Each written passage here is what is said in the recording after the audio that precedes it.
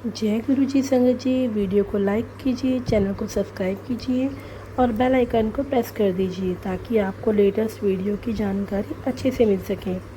जय गुरु जी संगत जी।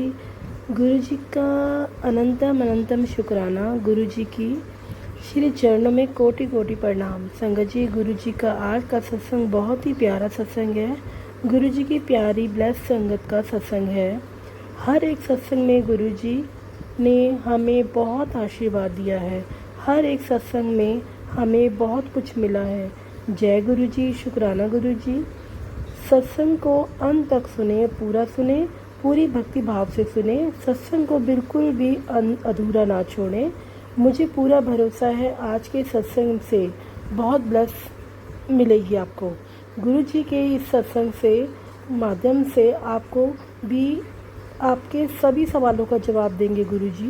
तो चलिए सत्संग को शुरू करते हैं। संगत जी, आज का सत्संग आंटी के द्वारा सुने। जय गुरु जी, शुक्राना गुरु जी, अनंतम कोटि कोटि शुक्राना।